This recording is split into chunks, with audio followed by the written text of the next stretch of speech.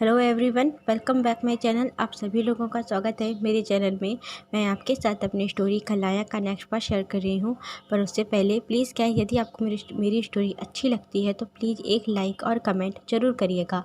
And यदि आपने अभी तक सब्सक्राइब नहीं किया है तो प्लीज़ आप लोग सब्सक्राइब भी कर लीजिए। तो चलिए अब हम अपनी स्टोरी स्टार्ट। तो लंजा ना उसका हाथ पकड़ के उसके फेस में बहुत बड़ी सी स्माइल थी और विंग को बाहर लेकर के आता है। कहता है कि विंग, तुम्हें जो कुछ खाना है तुम वो खाना, मैंने तुम्हारे लिए बहुत सारा फूड ना प्रिपेयर करवाया है। और जब विंग बाहर आकर के वो चारों तरफ देखा उसने, तो उसे लग रहा था कि वो किसी 7 स्टार होटल में है। वो इतना बड़ा हाउस, इतना बड़ा बंगलो और इतना ज़्यादा सुंदर, इतना खूबसूरत, बहुत ही सुंदर था। उसने इतना ज़्यादा खूबसूरत ना सिर्फ़ और सिर्फ टीवी पे देखा है, ड्रामा में देखा है। आज वो पहली बार अपनी आँखों से देख रहा था। विंग सेकंड फ्लोर पे था और सेकंड फ्लोर से खड़े होकर के वो नीचे के फर्स्ट फ्लोर को देख रहा था, जहाँ पर बहुत सारे सर्वेंट्स थे जो कि वर्क कर रहे थे।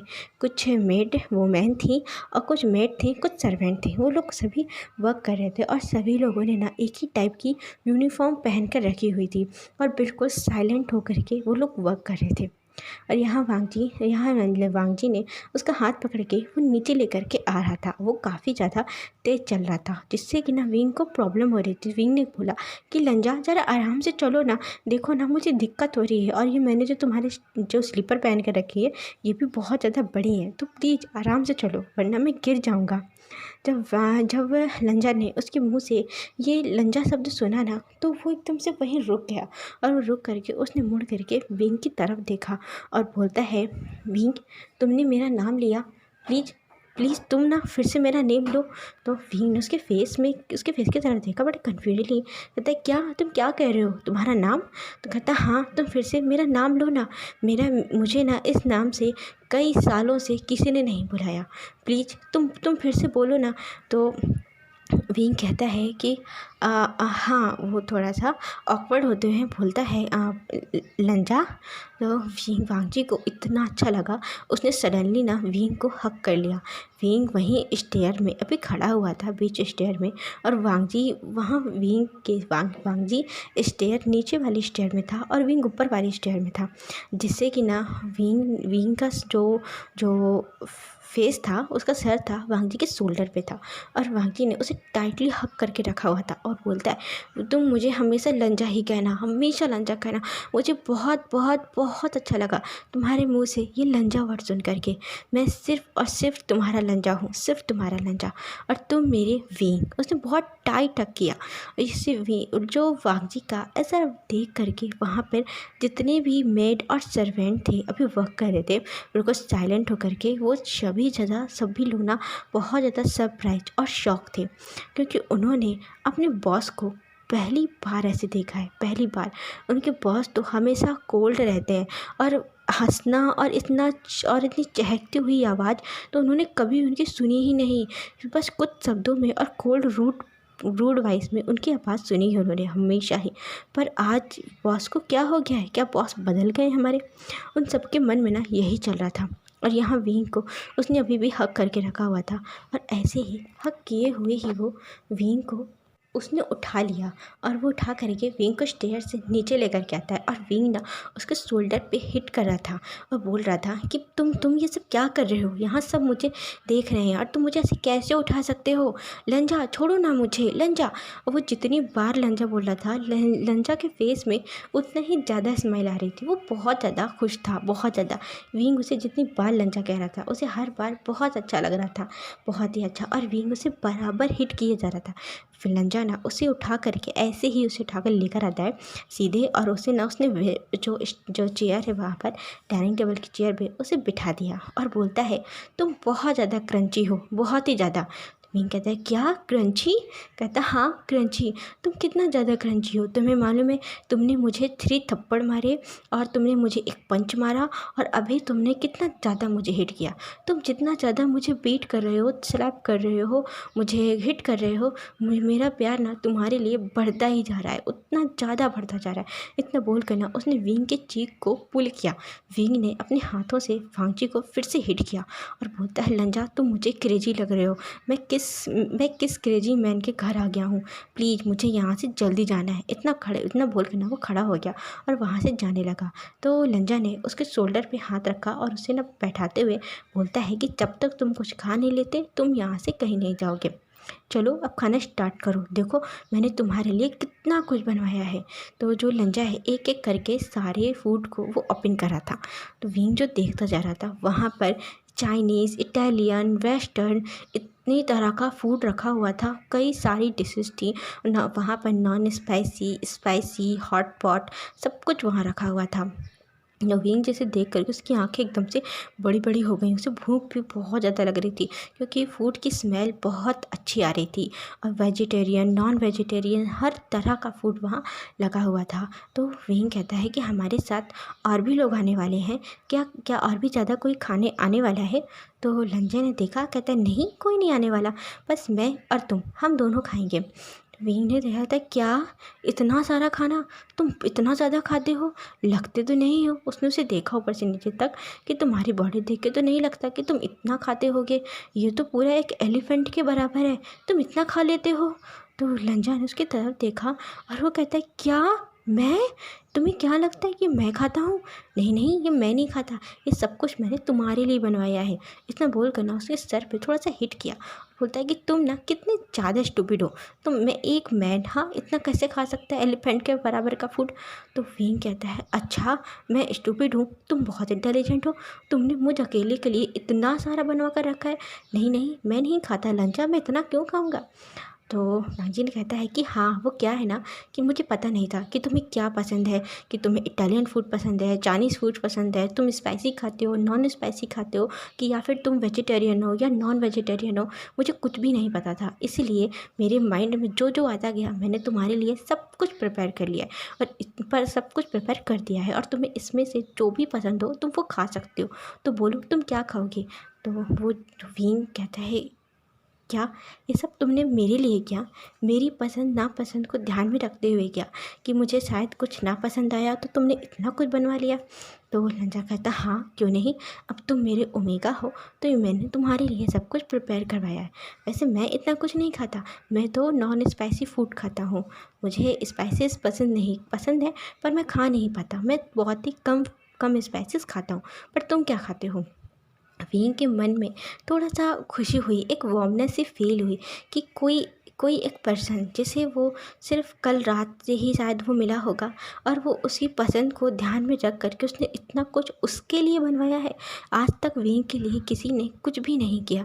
विंग को क्या पसंद है क्या नापसंद है, इसे किसी को भी कोई ध्यान नहीं था। यहाँ तक कि विंग का जो बॉयफ्रेंड था उसने भी विंग की पसंद नापसंद आज तक नहीं पूछी। हमेशा विंग को अपने पसंद से ही उसे खिलाता रहा, अपने पसंद से ही उसे लेकर घुमाता रहा, जहाँ उसका मन करता था वहीं लेकर जाता था उसे घुमाने के लिए। विंग से उसने कभी नहीं पूछा कि उसे क्या पसंद है और वो कहाँ जाना पसंद करेगा, कुछ भी नहीं, सिर्फ अपनी मनमर्जी ही चलाता था। पर आज ये अल्फ़ा, जिसे वो जानता भी नहीं है, आज सुबह ही उससे मिला है, कल रात वो ये अल्फ़ा उसे अपने घर लेकर के आया और उसके लिए इतना कुछ किया है। ये सब सोच करके ना विंग उसके मन में एक वार्मनेस सी फील हो रही थी और वो बहुत ही काइंड नज़रों से उसकी तरफ देख रहा था, जो कि वांगजी ना अभी भी फूड को दिखाने में लगा हुआ था और हर एक डिशेस का नाम ले करके उसे बता रहा था। तो विंग जब देखा कि विंग कहीं खोया हुआ है तो आया और उसने विंग के सामने ना करके एक चुटकी बजाई। बोलता है, विंग बेबी क्या हुआ? तो विंग कहता है, कुछ नहीं, आपको ना इतना परेशान होने की ज़रूरत नहीं थी, मैं कुछ भी खा लेता हूँ, आप कुछ भी मेरे लिए बनवाते मैं खा लेता, और वैसे भी मुझे यहाँ पर कौन सा हमेशा रहना है, बस थोड़ा देर ही रुक करके मैं चला जाऊँगा, मेरे पास वर्क भी तो है। तो जब उसने वांगजी ने सुना कि ये चला जाएगा तो उसका फेस जो अभी इतना ज़्यादा खुश था, हैप्पी था, वो एकदम से ना उदास हो गया और उसकी तरफ देखा और कहता है, क्या तुम चले जाओगे? तो विंग कहता, हाँ मैं चला जाऊँगा। इतना बोलते हुए विंग ने एक डिश उठाई जो कि स्पाइसी थी और अपनी प्लेट में उसे सर्व किया। जो वांगजी कहता है कि तुम मत जाओ ना, तुम यहीं रहो मेरे पास, मेरे साथ यहाँ कोई नहीं है, मैं यहाँ अकेला ही रहता हूँ। तो विंग ने उसकी तरफ देखा और कहता है, क्या तुम ठीक तो हो? मैं तुम्हें जानता भी नहीं हूँ, मैं कैसे रह सकता हूँ तुम्हारे साथ? तो जो व्यंकी है वो कहता है कि आप तो जब मेरे साथ रहोगे तो हम लोग एक दूसरे को साथ रहते हुए एक दूसरे के साथ रहते हुए एक दूसरे को जान जाएंगे ना। तुम्हें क्या प्रॉब्लम है, तुम रहो ना मेरे साथ, मैं तुम्हारा बहुत ख्याल रखूँगा। आई श्योर तुम्हें कोई प्रॉब्लम नहीं होगी मेरे साथ रहने से। तो वीन ने उसकी तरफ देखा और कहता है कि देखिए, मैं बहुत सीरियस हूँ और मैं सच कह रहा हूँ। मैं आपको नहीं जानता और मैं आपको शायद पसंद भी ना कर पाऊँ, और मैं जहाँ पर आप हैं वहाँ मैं बिल्कुल भी नहीं पहुँच सकता। आप बहुत ज़्यादा हाई पोजीशन में हैं, आप बहुत ज़्यादा रिच हैं और मैं इतना रिच नहीं हूँ। मैं छोटी मोटी जॉब करता हूँ, बस अपना खर्चा चला लेता हूँ, और मेरा तो कोई पेरेंट्स भी नहीं है। मैं तो एक अनाथ हूँ। मैं कैसे रह सकता हूँ आपके साथ। तो वांगजी कहता है, तुम अनाथ हो, मैं भी अनाथ हूँ, मेरे भी कोई पेरेंट्स नहीं है, और ये पैसे धन दौलत मेरे लिए कोई मायने नहीं रखती।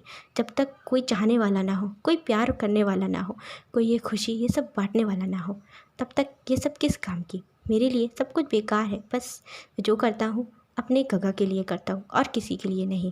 तो वीन कहता है, गगा कहाँ है, वो तो मुझे नहीं दिखे। तो वांगजी ने एक स्माइल की और कहता है, मिलवाऊंगा, समय आने पर मैं तुम्हें उन गगा से भी मिलवाऊंगा। और इन एंड कोई बात नहीं, तुम मुझसे प्यार नहीं करते तो कुछ समय बाद करने लगोगे। अब बताओ ये फूड तुम्हें कैसा लगा। तो वीन कहता है, अच्छा है, ये तो बहुत ही डिलीशियस है, क्या आपने बनाया। तो लंचा कहता है, नहीं नहीं, मैंने नहीं बनाया, मेरे शेफ़ ने बनाया है, ये मैंने तुम्हारे लिए बनवाया है। विंग ने स्माइल की और कहता है, thank you so much, thank you so very very much. आपने मेरा बहुत ख्याल रखा, और शायद आप कल नहीं होते तो ना जाने मेरे साथ क्या होता। बिल्कुल सही कहा, थैंक यू सो मच। तो वांगजी कहता है, प्लीज़ मुझे थैंक यू मत कहो, थैंक यू कह करके मुझे दूर मत करो, और मैं तुमसे दूर नहीं जाना चाहता, तो मैं ये थैंक यू नहीं सुनूंगा। तो विंग ने स्माइल की और उसकी तरफ देख करके अपना हेड शेक किया कि ये पागल है, क्रेजी है, मैं जितनी जल्दी हो यहाँ से मुझे चला जाना चाहिए। इतना बोलते हुए वो खाते हुए उसे कुछ याद आया, फिर कहता है, एक मिनट, कल मुझे बहुत अच्छे से याद है कि वो जो पांचों अल्फ़ा थे ना, उन्हें बुलेट लगी थी, एक गन की आवाज़ आई थी, किसी ने उन्हें शूट किया था, और पांचों के पांचों वहीं उनकी डेथ हो गई थी। मैंने ब्लड देखा था उनका। जब वांगजी अभी खा रहा था, अचानक से उसका जो वाइट था उसने माउथ में लेकर रखा हुआ था, वो वहीं रुक गया और उसकी तरफ वो देखने लगा। कहता है क्या तुम्हें तुम्हें याद है कि वो अल्फ़ा नहीं रहे। तो वीन ने उसकी तरफ देखा और हाँ में सर हिलाया कि हाँ, किसी ने उन्हें शूट किया था, मुझे बहुत अच्छे से याद है, मैं तब कुछ कुछ होश में था। क्या वो आपने किया था। ये सुन करके वांगजी एकदम से चुप हो गया वहीं, और अपना जो बाइट को अंदर लेते हुए वो कहता है, नहीं, मैं कैसे शूट कर सकता हूँ, और आपको क्या लगता है मैं ऐसे ही किसी की जान ले लूँगा। बिल्कुल भी नहीं, मैंने ऐसा कुछ नहीं किया। तभी ना वहीं कहता है, नहीं, वहाँ कोई और नहीं आया था, सिर्फ़ और सिर्फ आप ही आए थे, आपने किया था। तो वांगजी ने ना में सर हिलाया और कहता है, हे, तुम ना क्यूट के साथ साथ स्टूपिड भी हो। मैं ऐसा कैसे कर सकता हूँ, तुम्हें लगता है कि मैं किसी को सूट कर सकता हूँ, बताओ। तो विंग ने उसे देखा और कहता है, नहीं, लगता तो नहीं है, पर फिर वो उनकी डेथ कैसे हुई, उन्हें सूट किसने किया होगा। तो वांगजी कहता है, खैर छोड़ो, ये सब बताओ कि तुम वहाँ पर क्या कर रहे थे। तुम ऐसे ऐसे मौसम में, इतने बरसते हुए पानी में, और ऐसे इलाके में, वो एरिया पता है कितना ख़तरनाक है, वहाँ पर तुम्हें नहीं जाना चाहिए था। तो विंग कहता है, क्यों, क्या था उस एरिया में, और मुझे नहीं पता कि वो एरिया कैसा है। तो वांगजी ने उसकी तरफ देखा, कहता है, क्या सच में तुम्हें नहीं पता। तो विंग कहता है, नहीं, मुझे नहीं पता, क्यों। तो वांगजी कहता है कि जहाँ पर तुम मुझे मिले थे वो ना एक ब्रोथल था, तो वहाँ मुझे ब्रोथल में मिले थे, तो वहाँ क्या कर रहे थे। विंग कहता है, क्या ब्रोथल। तो वांगजी कहता है, हाँ, वो ना ब्रोथल एरिया था, वहाँ पर बहुत सारे ब्रोथल हैं, और वहाँ पर ऐसे ही बेकार के अल्फ़ा अपनी नीड्स को कंप्लीट करने के लिए, पूरी करने के लिए वहाँ जाते हैं, और तुम वहाँ इस तरह इतना ब्यूटीफुल प्रिटी ओमेगा वहाँ घूमेगा तो किसी का भी मन बदल जाएगा ना। तो विंग एकदम चुप हो गया, कहता है, क्या, मुझे नहीं पता था कि वो ऐसी भी जगह है कोई। वांगजी कहता है, ऑफ कोर्स है ऐसी जगह, इसी तरह से वो लोग वहाँ खाते हैं। तभी ना वांगजी के फ़ोन में एक कॉल आया, तो वांगजी ने अपना फ़ोन देखा और उस फ़ोन नंबर को देखते ही ना वांगजी का फेस एकदम से कोल्ड हो गया। उसने विंग की तरफ देखा, कहता है बेबी तुम अपना फूड कंप्लीट करो, मैं अभी आता हूँ। तो विंग ने हाँ में सर हिलाया। इसके बाद वांगजी अपने उस फ़ोन को ले करके वो गया एक साइड और वहाँ जाकर बोलता है कि हाँ बोलो क्या हुआ। तो वो बहुत ही कोल्ड और रूड टोन में बात कर रहा था। फिर वहाँ से आवाज़ आती है कि बॉस आपने जैसा कहा था मैंने वैसा ही किया, अभी उनकी फैमिली हमारे पास है। वांगजी ने इतना सुना और फ़ोन को कट कर दिया और एक बहुत ही डेविल वाली स्माइल करता है और बोलता है कि अब तो तुम्हें मेरी बात माननी ही पड़ेगी, देखना बहुत जल्द मैं अपने मकसद पे कामयाब हो जाऊंगा। इतना बोल के वांगजी ने फिर डेविल से स्माइल की, अपने फ़ोन को पॉकेट में रखा और वो टर्न होता है। टर्न होकर के उसने देखा कि वहाँ पर जो विंग है अपना फूड खा रहा था और जितने भी वहाँ पर सर्वेंट थे, मेड थे, वो सभी अल्फ़ा थे। जो मेड थी वो भी अल्फ़ा थी और जो सर्वेंट थे वो भी अल्फ़ा थे और वो सभी लोग ना अपना काम करते हुए विंग की तरफ देख रहे थे, क्योंकि विंग बहुत ज़्यादा प्रीटी और बहुत ही ब्यूटीफुल दिख रहा था। इतना ज़्यादा सुंदर और ब्यूटीफुल ओमेगा उन्होंने पहली बार अपने घर में देखा है, अपने इस राजमहल में जो देखा है, जो कि महल जैसा ये बंगलो है। क्योंकि बॉस किसी भी ओमेगा को अपने साथ कभी नहीं लाते, कभी भी नहीं। इस घर में कोई ओमेगा नहीं आया और पहली बार आज ये ओमेगा और बॉस इतना ज़्यादा क्लोज है और ये ओमेगा कितना ज़्यादा प्रिटी है, कितना ब्यूटीफुल है कि उनकी नज़र ना उससे हट ही नहीं रही थी। वो सभी लोग मुड़ मुड़ के विंग की तरफ देख रहे थे और विंग का ध्यान अभी सिर्फ और सिर्फ खाने में था। वो चूस कर करके डिशेस को खा रहा था बहुत ही मज़े से, क्योंकि उसने कल रात से कुछ नहीं खाया था और उसे बहुत ज़्यादा भूख लगी थी। तो वांगजी ने देखा कि उसके ओमेगा को सब लोग किस तरह देख रहे हैं, तो वांगजी ने अपनी एक कोल्ड टोन में थोड़ा लाउड वॉइस में बोलता है कि तुम सब लोग यहाँ से जा सकते हो, अभी के अभी इस पूरे घर को खाली कर दो। तो जो उन लोगों ने जब वांगजी की इतनी डीप और इतनी कोल्ड वॉइस सुनी ना, वो डर गए और वो लोग तुरंत उसी वक्त वहाँ से सर झुका करके चले गए। और यहाँ जब विंग ने इतना ज़्यादा लाउड और वांगजी की ऐसी आवाज़ सुनी ना, तो वो घबरा गया। वो भी उसके हाथ में जो जो खाने जा रहा था स्पून थी, वो स्पून ना उससे हाथ नीचे गिर गई और वो घबराते हुए उसने वांगजी की तरफ देखा और देखते हुए वो डरे हुए फेस से बहुत ही धीरे से बोलता है, लंजा ऐसे ऐसे क्यों बोल रहा था ये? अभी तो कितना ज़्यादा स्वीट था, कितना स्वीट, मैं इसकी मनी मन तारीफ़ कर रहा था और ये देखो कैसे बोल रहा है। जब वांगजी ने देखा कि विंग डर गया है और वो किस तरह डरे हुए फेस से उसकी तरफ देख रहा है ना, तो उसके फेस में फिर से वही वही चार्मिंग सी स्माइल आ जाती है और विंग के पास गया और बोलता है, बेबी क्या हुआ? उसके हाथ पे, उसके सर पे ना अपना हाथ फहराता हुआ और बोलता है, बेबी क्या हुआ? तुम्हें ना डरने की ज़रूरत नहीं है, मैं ये तुम्हारे लिए नहीं था। तो विंग कहता है, लंजा तुम्हें क्या हुआ? तुम इतना ज़्यादा क्यों चिल्ला रहे थे? तो वैसे क्यों बात कर रहे थे? तो वांगजी कहता है, क्योंकि तुम्हारे ऊपर कुछ लोगों की नज़रें थीं और तुम्हें वो बहुत ही गलत तरीके से देख रहे थे। तुम्हें सिर्फ़ और सिर्फ देखने का हक मेरा है। जो भी तुम्हें इस तरीके से देखेगा ना, मैं उसकी आंखें निकाल लूँगा। ये वांगजी जब ऐसे बोल रहा था तो उसकी आवाज़ और उसकी आंखें ना कुछ अलग ही थी, क्योंकि विंग ने देखा, विंग को ना एक साइको की तरह वो नज़र आ रहा था। तो विंग थोड़ा डर गया और उसने कहा कि हाँ ठीक है, अभी तक ना आपने कुछ नहीं खाया है, आप भी बैठ कर के कुछ खा लीजिए और अब मैं जाता हूँ, बहुत ज़्यादा लेट हो गया है, मुझे अपने वर्क के लिए भी जाना है, वरना मुझे ना मेरे सर बहुत डांटेंगे। तो वांगजी कहता है, तुम्हें कहाँ जाना है और तुम क्या वर्क करते हो, और ऐसा कौन सा सर है जो कि मेरे ओमेगा को डांट सकता है? तुम मेरे ओमेगा हो, अब तुम्हें ज़्यादा टेंशन लेने की ज़रूरत नहीं है।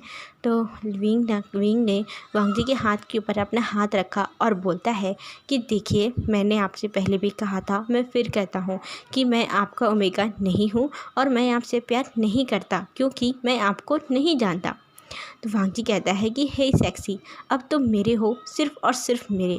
मैंने तुम्हें जब से देखा है मैं तो तुम्हारा ही हो गया हूँ पूरी तरह से, और हम जानने का क्या है, हम धीरे धीरे एक दूसरे को जान लेंगे। चलो अब मैं तुम्हें ड्रॉप कर देता हूँ, तुम्हें कहाँ जाना है? तो विंग कहता है, नहीं मैं खुद चला जाऊँगा, मुझे ड्रॉप करने की ज़रूरत नहीं है। तो वांगजी खड़ा हुआ और कहता है, नहीं चलो मैं तुम्हें ड्रॉप कर देता हूँ। तो विंग कहता है, लेकिन अभी तक खाना नहीं खाया। तो वांगजी कहता है कि हाँ मेरा खाना हो गया, चलो मैं तुम्हें ड्रॉप कर देता हूँ और इसके बाद मुझे भी कहीं जाना है। इतना बोलते हुए वांग जी वहाँ से खड़ा हुआ और विंग भी अपना खड़ा होता है और वांग जी के साथ में वो बाहर जाता है। वांग जी ने अपनी कार खोली और विंग को अपनी कार में बिठाया, जो कि विंग ने देखा वो कार भी बहुत महंगी थी, ऑलरेडी होगी ही। अब तो विंग को अब तो ये सब देखने की जैसे आदत हो गई थी। उसने ये सब देख के ना वो समझ गया था कि ये जो अल्फ़ा है ये बहुत ज़्यादा रिच है, पर ये करता क्या है अभी तक इसने ये नहीं बताया। मैं ऐसा सोच रहा था। वांग जी आया सेकंड साइड से ड्राइविंग सीट पे बैठा और वो वहाँ से निकलता है। जैसे ही वांग जी की कार निकलती है, वांग जी की कार के पीछे 2 कार और चलती हैं और वो दोनों कारें ना उसमें पूरे गार्ड्स भरे हुए थे उससे कार में, और वो भी गन के साथ में। उन सारे गार्ड्स के पास में ना गन थी। और वांग जी उस कार को ले करके विंग से पूछता है, बताओ तुम्हें कहाँ जाना है। तो विंग ने एक एड्रेस बताया और इसके बाद वांग जी वहाँ पहुँचता है। जैसे ही वांग जी उस एड्रेस के बाहर पहुंचता है तो उसने देखा सामने ही एक बंगलो बना हुआ था। वो बंगलो ज़्यादा बड़ा नहीं था, पर हाँ सुंदर था और अच्छा था।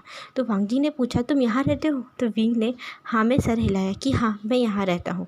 वो तुरंत कार से उतरा और कहता है, थैंक यू सो मच, अब मैं चलता हूँ, मुझे बहुत देर हो गई है।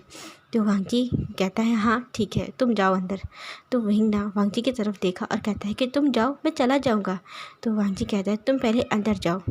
विंग अंदर की तरफ वो चला जाता है। जब वांग जी ने देखा कि विंग अंदर जा चुका है, तब उसने अपनी कार को वहाँ से रिटर्न लिया और उसका जो फेस है अब पूरी तरह से कोल्ड और एक्सप्रेशन लेस हो गया था। कुछ ही दूर वो जाता है और वहाँ पे उसने अपनी कार को खड़ा किया। तुरंत जैसे ही कार उसने खड़ी की, तुरंत ना कुछ गार्ड आते हैं और वांग जी की कार में आकर के बैठ जाते हैं। और वांग जी अपनी कार से उतर करके वो पीछे बैक साइड पे बैठ जाता है, बिल्कुल एक बॉस की तरह। वो वहाँ बैठता है और एक ड्राइवर आकर के उस कार को ड्राइव करता है और वांग जी वहाँ से चला जाता है। वांग जी के कार के आगे एक ब्लैक कार थी और वांग जी की कार के पीछे एक और ब्लैक कार थी, और उसमें ना पूरी तरह से गार्ड्स वहाँ भरे हुए थे, बैठे हुए थे। फुल थी वो कार पूरे गार्ड से। और वांग जी अपने फेस में इसी तरह का कोल्ड और स्मक लेकर के वो जा रहा था, और उसके फेस में ना एक स्माइल थी, बहुत डेविल सी स्माइल थी, जैसे कि वो कोई बहुत बड़ा वर्क कराने जा रहा हो और उसे पूरी तरह से यकीन था कि अब उसका काम ना हो ही जाएगा। और हम देखते हैं कि यहाँ पर विंग जब अंदर आया तो उसने अंदर आकर के देखा कि वहाँ पर ना पहले से ही जिन जुशुआन और यानली और वहाँ पर मैडम यू और जांग फैमियान वहाँ बैठे हुए थे, और वो लोग कुछ आपस में बातें कर रहे थे। और जो जिन जुशुआन है ना, वो ना कुछ बोल रहा था उन लोगों से। तो विंग ने उन सबको देखा और अपना जो हेड है अपने हेड को शेक किया और उनकी तरफ बिना कुछ ध्यान दिए, मतलब पूरी तरह से इग्नोर करते हुए वो अपने सीधे ना स्टेयर से चढ़ता है और वो अपने रूम की तरफ जाने लगा। तभी ना एक उसे लाउड वॉइस सुनाई देती है, जो कि वो मैडम यू की थी। वो बोलती है कि स्टॉप इट, तुम कहाँ जा रहे हो, तुम इधर आओ, हमारे सामने आकर के खड़े हो।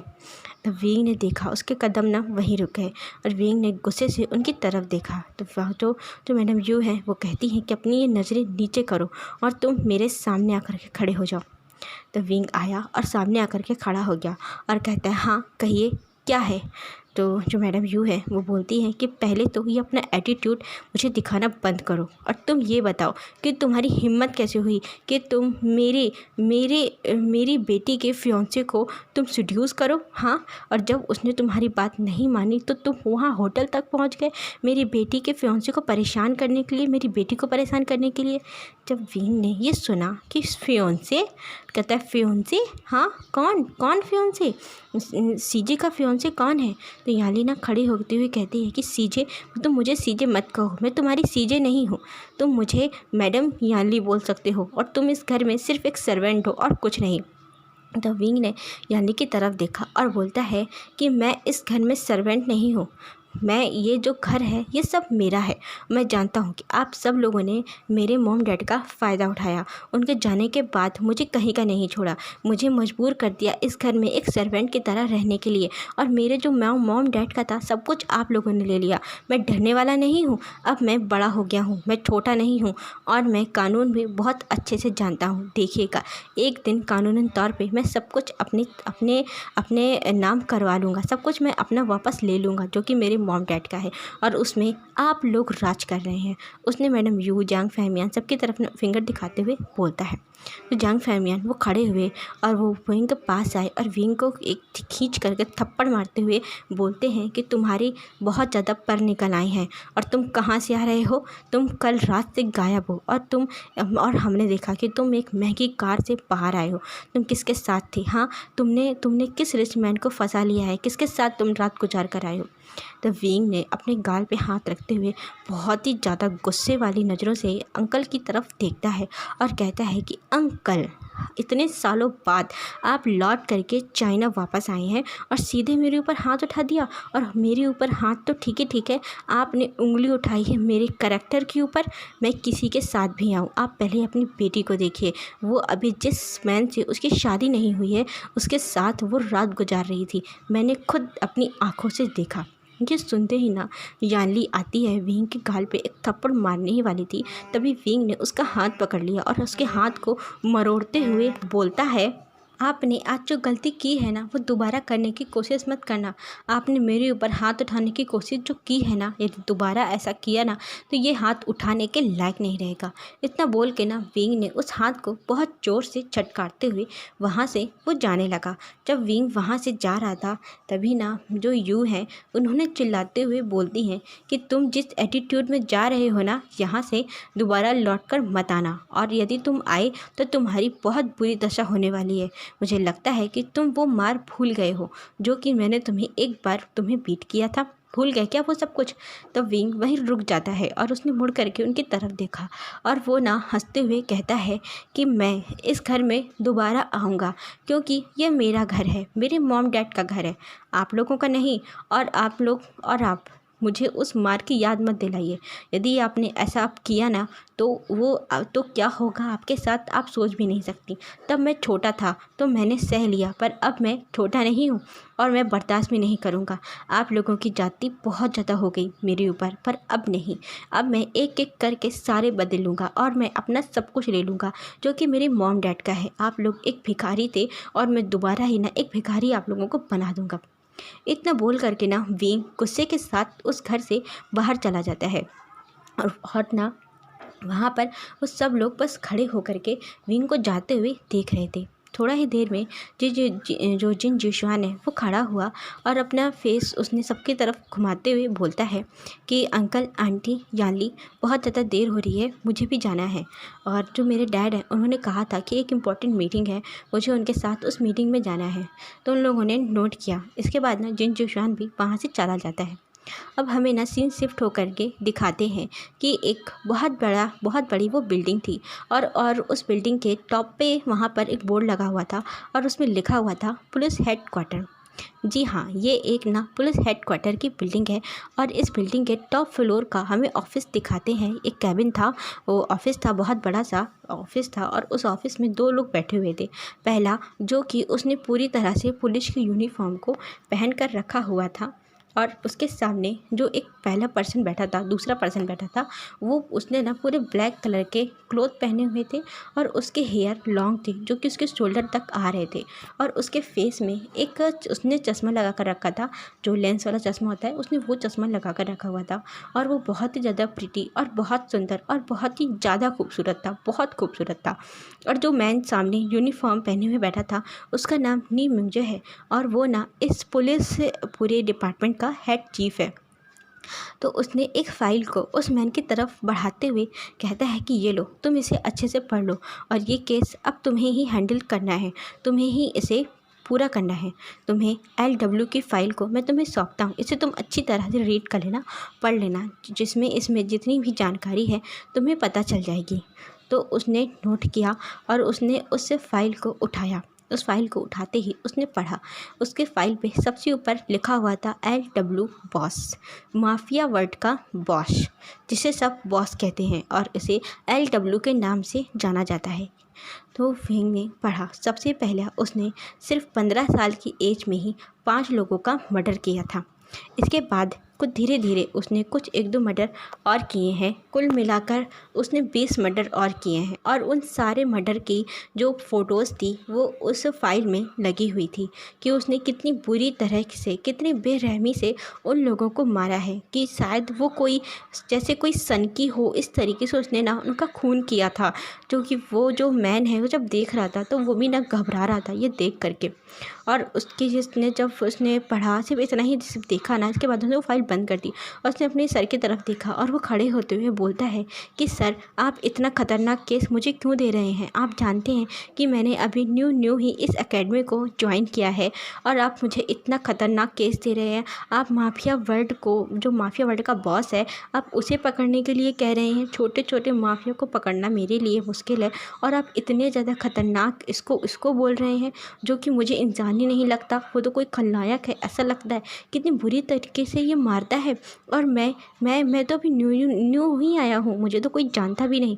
तो जो वो उसके सर हैं वो खड़े हुए और खड़े होते हुए वो उससे मैन के पास आते हैं और उसके शोल्डर पर उन्होंने हाथ रखा और बोलते हैं कि वीवू शियान, तुम जितने ज़्यादा इनोसेंट बातें करते हो और फेस से तुम जितने ज़्यादा इनोसेंट दिखते हो, तुम उतने हो नहीं।